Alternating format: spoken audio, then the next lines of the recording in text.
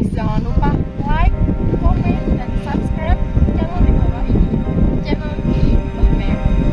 Terima kasih.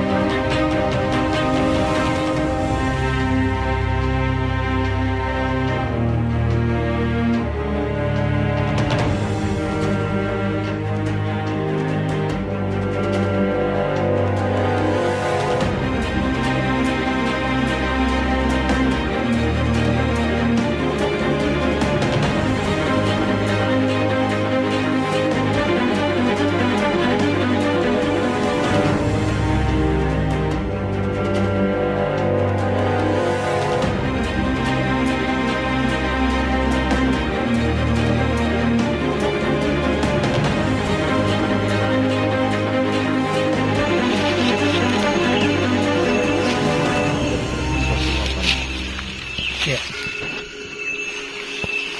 Menurut legenda yang berkembang di masyarakat, ini dinamakan Watu Koco.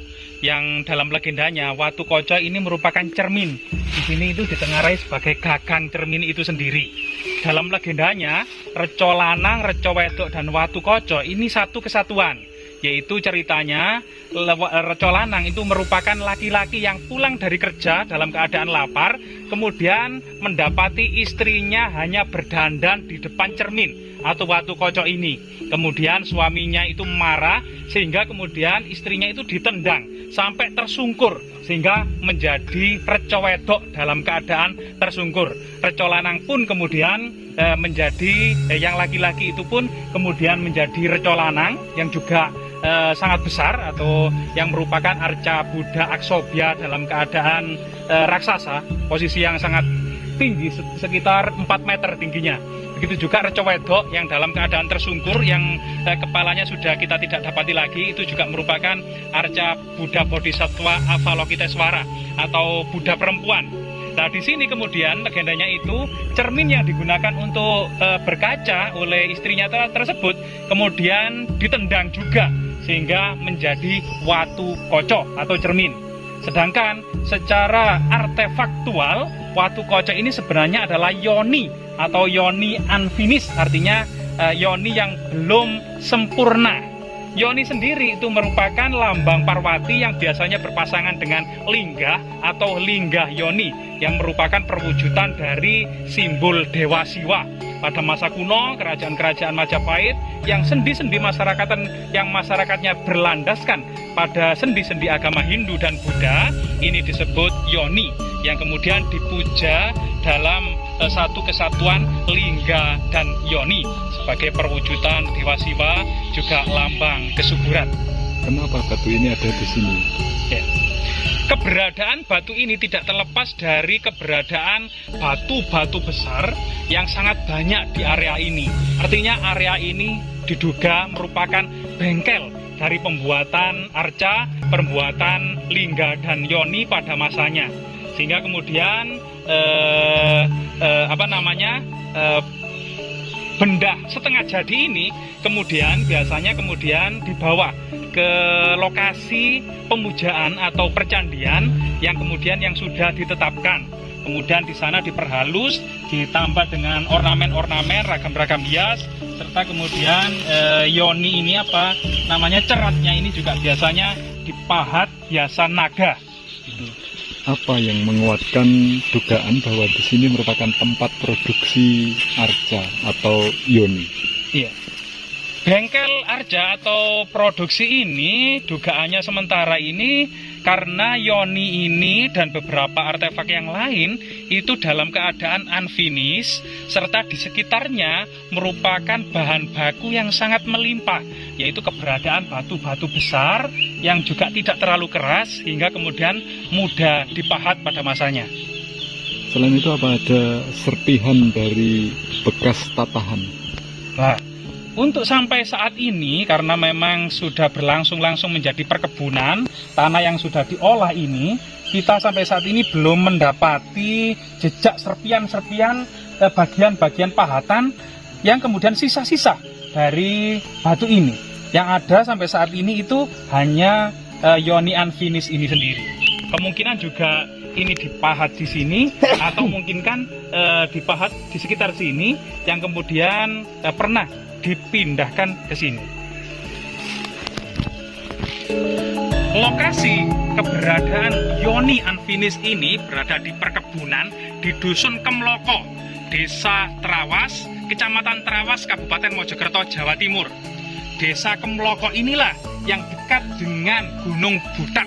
Sekitar 500 meter ini, di Gunung Budak ini pernah ditemukan 13 lempeng tembaga prasasti Kudadu atau prasasti Gunung Budak tahun 1294.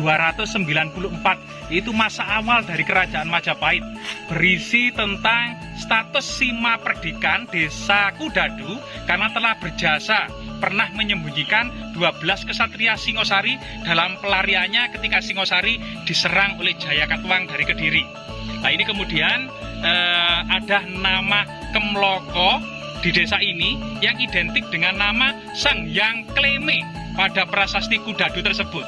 Yang di situ dijelaskan desa Kudadu dibebaskan dari segala pajak dan pungutan, tetapi kemudian diwajibkan membayar paraga sekar kepada Sang Hyang Kleme. Nah, inilah kemudian nama kuno dari Kemloko itu adalah Sang Hyang Kleme yang ditemukannya prasasti Kudadu 13 lempeng.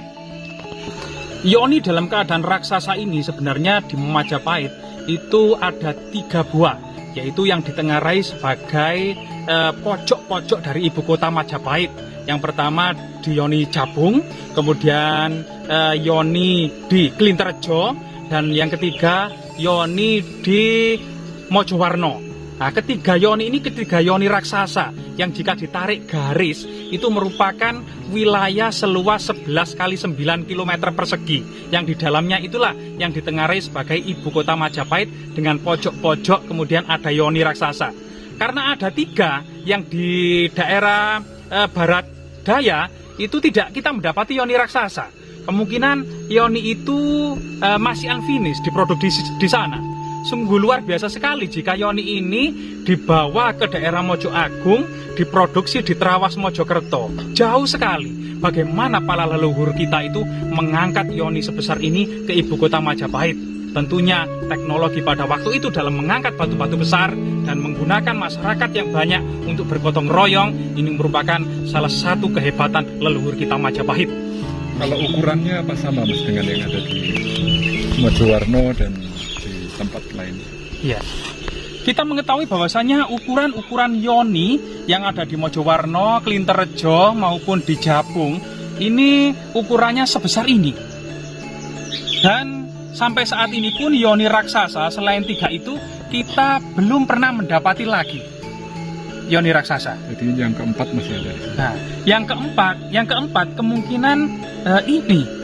Karena sangat rasional sekali jika kemudian patok Negoro Agung atau pojok-pojok dari ibu kota Majapahit itu kemudian adanya 4 yoni raksasa.